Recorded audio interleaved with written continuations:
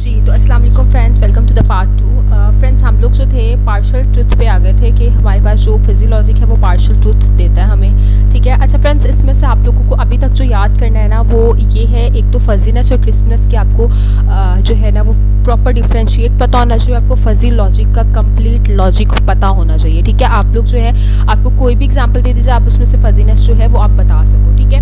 यहाँ पर फिर वही एग्जाम्पल है कि पर्सन जो है वो टॉल है या शॉर्ट। अगर हम कहें कि कट ऑफ 0.5 फीट 10 इंच जो है वो तमाम पीपल्स का जो उससे ग्रेटेड है वो टॉलर हैं, बाकी के सारे शॉर्ट हैं, तो उससे अगर थोड़े बहुत पॉइंट्स का फ़र्क होगा तो फिर उसका क्या होगा, ठीक है। ये सारा बेसिकली है यही जो आपने जो है ना पढ़ा है, मतलब फिजियोलॉजी के डेफिनेशंस में जो आपने देखा है ना वही है ये।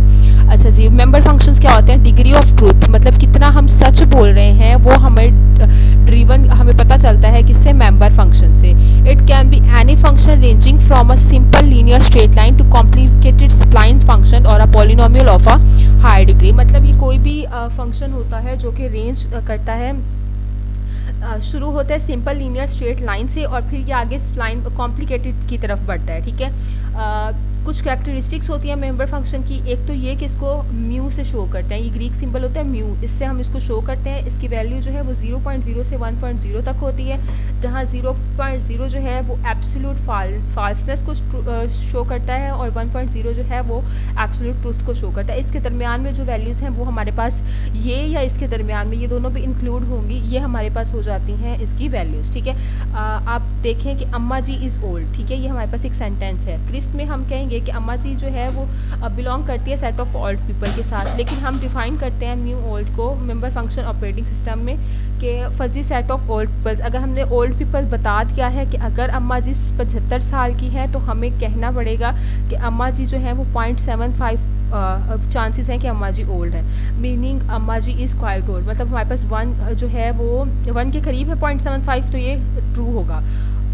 उसके बाद अगर अंबर की बात करें वो 20 साल की है तो इसका जो मेंबर फंक्शन निकल रहा है वो 0.2 निकल रहा है। इसका मतलब ये स्टेटमेंट जो है वो फॉल्स है, अंबर इज़ नॉट वेरी ओल्ड, ठीक है।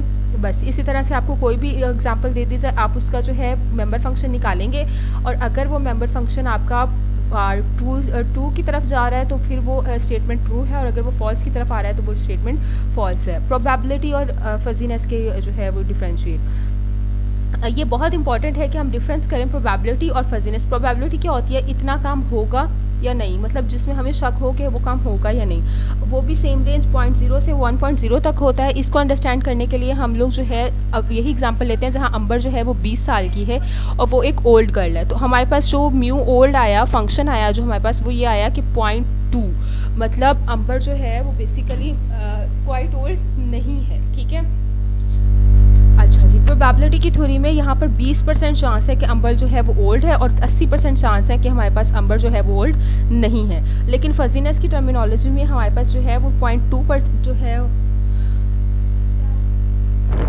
0.2 जो है वो हमारे पास शो हो रहा है कि ये जो है ओल्ड है, और बाकी 0.8 जो है वो ये शो कर रहा है कि ये ओल्ड नहीं है, ठीक है। अब ऑपरेटर्स में एंड ऑपरेटर, और नॉट ऑपरेटर, हम लोग जो है जब हम ऑपरेटर्स की बात करते हैं उससे फिजियोलॉजी को समझने की कोशिश करते हैं। अच्छा, ये ऑपरेटर्स जो है ये इंपॉर्टेंट है तो आपने इसको अच्छे से करना है। The above list down the and और not operator their respective value for Boolean input, इनकी जो वैल्यूज हमारे पास होती हैं वही हमें दी हुई हैं। अब फजी सिस्टम के लिए हमें एग्जैक्ट क्या चाहिए? जी, तो फजी सिस्टम के लिए हमें एग्जैक्ट ऑपरेटर्स चाहिए। हमारे पास अगर हम चूज़ करें minimum operator in place for and तो हमें वो सेम इनपुट देगा मैक्सिमम में। अब मतलब हमारे पास जो भी इसकी लॉजिक होता है ना एंड और नोट का, ये तो आपको पता ही होगा कि अगर दोनों वैल्यूज़ फॉल्स हो तो फॉल्स ट्रू उसी सूरत में होगा जब दोनों वैल्यूज़ ट्रू होंगी, ठीक है। और यहाँ पर फॉल्स उसी सूरत में होगा जब दोनों वैल्यूज़ फॉल्स होंगी, और यहाँ पर जो है ट्रू है तो ट्रू, फॉल्स है तो फॉल्स, 1 - 1 वाला।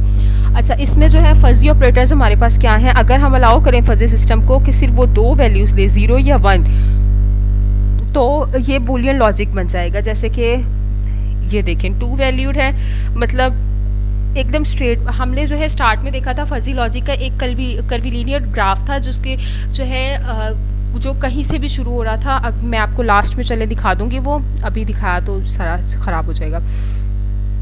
अच्छा अच्छा फ्रेंड्स, इसके अलावा ये फजीनेस के रूल्स हैं, यहाँ से ये सब लोग सब आपको छोड़ दें और इसको रीड कर लीजिएगा। एग्जाम्पल अच्छी है, होटल सर्विस के बारे में है कि अगर होटल सर्विस जो है इतनी हो तो फिर वो अच्छा है। बेसिकली फजीनेस भी वही है, यहाँ पर भी वही बताया है कि अगर इतना होगा तो ठीक है, अगर टेम्परेचर कोल्ड है तो फिर हॉट वाटर मिलेगा, अगर टेम्परेचर हॉट है तो कोल्ड वाटर मिलेगा, एक्सेट्रा। ठीक है, अगर सर्विस एक्सीलेंट है और फूड डिलीशियस है तो फिर टिप जो है वो जेनरस दी गई, लेकिन कितना एक्सीलेंट है कितना डिलीशियस है इसके बारे में हमें जो है वो नहीं बताया जाता। अच्छा, फ़ज़ी इनपुट्स हमारे पास क्या आ जाती हैं कि हम तमाम जो फ़ज़ी स्टेटमेंट्स हैं उनको एक डिग्री ऑफ मेंबरशिप 0 और 1 में सॉल्व करें। अगर हमारे पास सिर्फ एक ही जो है वो पार्ट है एंटी डिसेंट का, तो इसको हम कहेंगे degree of support for the rule. यहाँ से एग्जांपल है आगे हमारे पास, give a rating of 3 to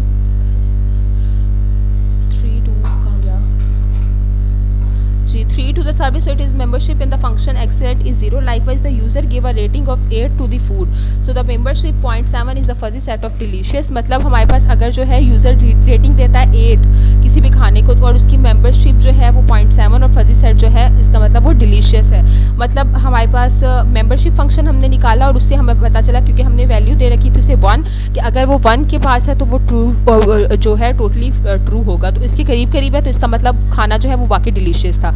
इस तरह से आप इनको भी है रीड कर लीजिएगा। मैंने पास्ट पेपर में या कहीं पर भी इनके बारे में नहीं देखा तो इसलिए मैं आपको जो है वो ये नहीं करवा रही। इंटरफ्रेंस सिस्टम, जी इसमें जो है ममदानी सिस्टम है, ये इंपॉर्टेंट है। ठीक है, इसको आप देख लें। ममदानी इंटरफ्रेंस सिस्टम जो है most commonly seen fuzzy methodology है। ममदानी जो है वो फर्स्ट कंट्रोल सिस्टम बिल्ड है किया था फजी सेट थ्योरी की तरफ। ये प्रपोज किया था 1975 में इब्राहिम ममदानी ने। एक अटैम्प्ट थी कंट्रोल करने की स्ट्रीम इंजन और बॉयलर कम्बिनेशन को, ताकि वो सिंथेसाइज कर सके। मतलब यहाँ पर आपको सिर्फ उसकी हिस्ट्री बताई है कि किसने किसका देखा और क्या किस वजह से उसको स्टार्ट किया। ये बहुत इंपॉर्टेंट टॉपिक है कि 5 parts of fuzzy interference process. कौन से 5 पार्ट होते हैं? एक तो हम इनपुट वेरिएबल की फजीफिकेशन करते हैं, फिर उसमें फजी ऑपरेटर को एंटीसीडेंट मतलब उसके जो पिछले वाले होते हैं उससे हम ऑपरेटर्स के साथ उसको कंपेयर करते हैं। दैन हम लोग इम्प्लाई करते हैं उसके रिजल्ट्स के साथ, फिर हम लोग एग्रीगेशन निकालते हैं रूल्स की, और अगर ज़रूरत होती है तो फिर हम उसकी कर देते हैं डीफजिफिकेशन किसकी, आउटपुट्स की। ये केस स्टडी है कि 2 हमारे पास 2 लोग हमारे पास डिनर कर रहे हैं। रूल 1, अगर सर्विस पुअर होगी और फूड जो है वो रैंसिड होगा तो टिप भी हमें हल्की देनी है, मतलब कम देनी है, इनफैक्ट देनी नहीं है। और अगर सर्विस गुड होगी तो टिप एवरेज होगी, और अगर सर्विस जो है वो एक्सीलेंट होगी हमारे पास और फूड भी डिलीशियस होगा तो फिर हमारे पास जो टिप है वो जेनरस होगी, मतलब अच्छी टिप हमने देनी है। यही लॉजिक को हम जो है इसी को जो है रिप्रेजेंट किया गया। फिर उसको वही मेंबर फंक्शंस में डालेंगे। वही एक ही काम आपका जो है ना एंड तक चलता ही आ रहा है कि मेंबर फंक्शन में डालना है, फिर उसकी जो वैल्यू निकलेगी उसे ये बताना है कि ये जो है वो वाकई उस पर इम्प्लाई करता है कि नहीं करता है।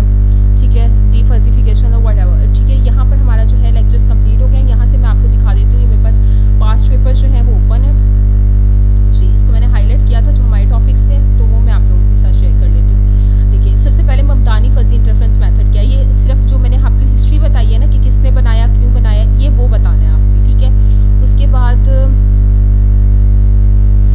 फजी लॉजिक और क्रिस्प वैल्यू। फजी लॉजिक और क्रिस्प वैल्यू हम लोग पिछले 15-20 मिनट से इसी को पढ़ते आ रहे हैं, तो आई थिंक अब मुझे समझाने की ज़रूरत नहीं है। ये important 5 parts of fuzzy interference process. ठीक है, ये आपने अच्छे से याद कर लेने हैं। I think that's it. शायद एक क्वेश्चन और होगा जी। हमें ये प्रूव करना है कि बूलियन लॉजिक भी सबसेट है फजी लॉजिक का। अगर आप स्टेटमेंट से एग्री करते हैं तो अपनी रीजन सपोर्ट करें अपने आंसर को। फजी लॉजिक जो है वो सुपर सेट है। ये सारा आपने जो है वो मैंने अभी आपको पढ़ा दिया कि कम्प्लीटली ट्रू या कम्प्लीटली फॉल्स, लेकिन ऐसा होता नहीं है। हम लोग क्या करते हैं और क्या नहीं, ये सारा कुछ अभी जो हमने पढ़ा है। ठीक है, यहाँ पर ये वाला एक क्वेश्चन है कि फजी के एंड ऑपरेटर के बारे में बताएं। फजी का एंड ऑपरेटर याद रहे कि इनके जो एंड ऑपरेटर्स या और या नॉट ऑपरेटर हैं उनके आंसर्स भी वैसे ही हैं जैसा कि हमारे पास जो है अपना इसके जो इनके असल में ऑपरेटर्स के नंबर्स थे। ठीक है,